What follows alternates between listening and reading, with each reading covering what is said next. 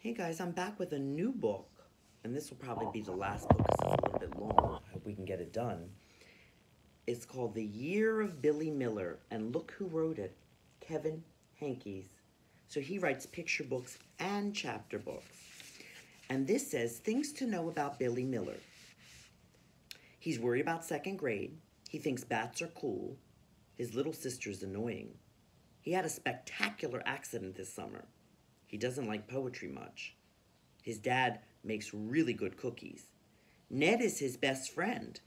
His mom likes rainy days. He thinks Emma Sparks is a pain.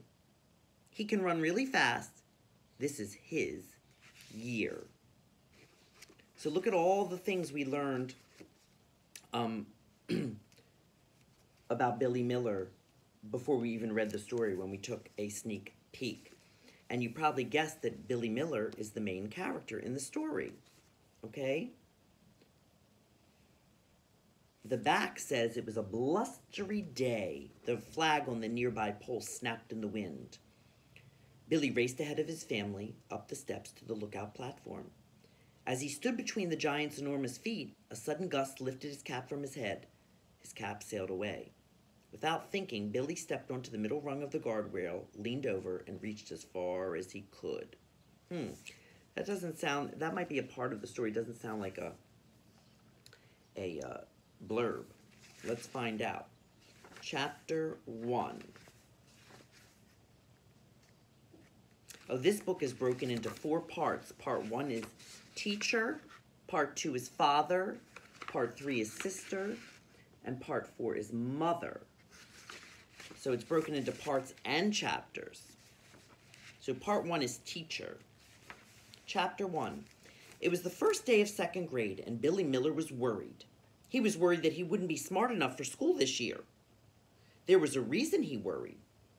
2 weeks earlier, on their drive home from visiting Mount Rushmore and the Black Hills of South Dakota, Billy Miller and his family stopped in Blue Earth, Minnesota to see the statue of the Jolly Green Giant. Billy instantly recognized the giant from the labels of canned and frozen vegetables. The statue was spectacular, so tall and the greenest green Billy had ever seen. Billy was wearing his new baseball cap that said Black Hills in glossy silver embroidery. It was a blustery day. The flag on the nearby pole snapped in the wind. Billy raced ahead of his family up the steps to the lookout platform. As he stood between the giant's enormous feet, a sudden gust lifted his cap from his head, and his cap sailed away.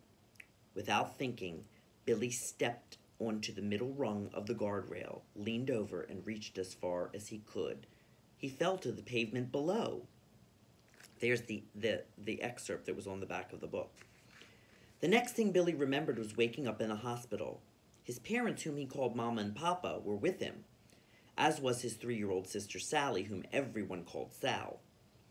After tests were done, the doctor proclaimed Billy miraculously unharmed, except for a lump on his head. "You fell exactly the right way to protect yourself," the doctor told him. You're a lucky young man." "And Papa got your hat back," said Sal. When they returned home, Billy proudly showed his lump and his cap to his best friend Ned. He called his grandmother on the phone and told her about the incident. Everything seemed all right until a few nights later when Billy overheard his parents talking in the kitchen. "I'm worried about him," said Mama. "He's fine," said Papa. "Everyone said he's fine, and he seems fine. He is fine." "You're probably right," said Mama, "but I worry that down the line something will show up. He'll start forgetting things." "He already forgets things," said Papa. "He's a 7-year-old boy." "You know what I mean," said Mama. She paused. "Or he'll be confused at school, or—" That's all Billy heard. He snuck up to his room and closed the door, and that's when he started to worry. Billy didn't tell anyone that he was worried. Sometimes he didn't know how to say what he was thinking. He had words in his head, but they didn't always make it to his mouth. This happened often, even before the fall. "Happy first day of school," said Mama. "Happy first day of school," said Papa. Billy had noticed long ago that one of his parents often repeated what the other said. Without taking the time to sit at the table, Mama rushed about the kitchen, stealing a few bites of Papa's toast and a gulp of his coffee. She hoisted her big canvas bag onto the counter and reorganized its contents. It was Mama's first day of school, too. She taught English at the high school down the street. While Billy was eating his pancakes, Papa reread aloud the letter that Miss Silver, the second grade teacher, had sent during the summer. In the letter, Miss Silver greeted the students and said she was looking forward to the new school year. She said that she and her husband had a baby boy at home and 2 dogs. She said that second grade would be a safe, happy year of growth and a wonderful, joyful, exciting challenge. Billy stopped chewing when he heard the word challenge. He put down his fork and touched the lump on his head. He didn't want a challenge. Papa continued. Miss Silver says you'll be studying colors and habitats and the world of names. That sounds like fun, said Mama. My students will be studying Beowulf and Paradise Lost. I'd rather be in second grade, said Papa, smiling.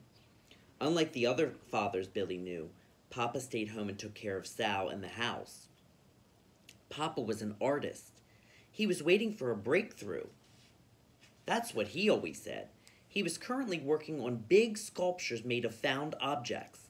Pieces of old machines, tree limbs, and broken furniture filled the garage and spilled out onto the driveway. They were scattered across the yard, too. Billy loved watching Papa work. There was always something lying around that was fun to play with. Gotta go, said Mama. She kissed Papa on his bushy orange beard. She kissed Billy on his lump. Have a fantastic day, she said, and kiss Sal for me when she wakes up. And just like that, Mama was gone, the smell of her lemony shampoo hanging in the air for a moment. Papa cleared his throat and shook Miss Silver's letter with a flourish. Billy could tell he was trying to be funny. In a deep, rumbly voice, he said, "This utterly fascinating letter concludes by stating that currently this is, in fact, according to the Chinese, the year of the rabbit." Papa used his regular voice again. "That's pretty great, don't you think? The year of the rabbit." Billy shrugged. Normally this would have interested him, but he was preoccupied. "Maybe you'll have carrots for a snack every day," said Papa. Silence. "Papa?" said Billy. "But Papa, will I be smart enough for second grade?" "Of course you will," said Papa. He was looking right at Billy directly into his eyes. Billy glanced down at what was left of his pancakes, and with his thick, work-gnarled finger, Papa lifted Billy's chin. Their eyes met and held. "Miss Silver and the great nation of China might think that this is the year of the rabbit," said Papa. "But I know, and I know everything, that this is the year of Billy Miller." Billy smiled. He could not. He repeated Papa's words in his head. This is the year of Billy Miller. And that is the end of chapter 1. How do you think Billy Miller felt after his talk with his dad? All right, next time will be chapter 2.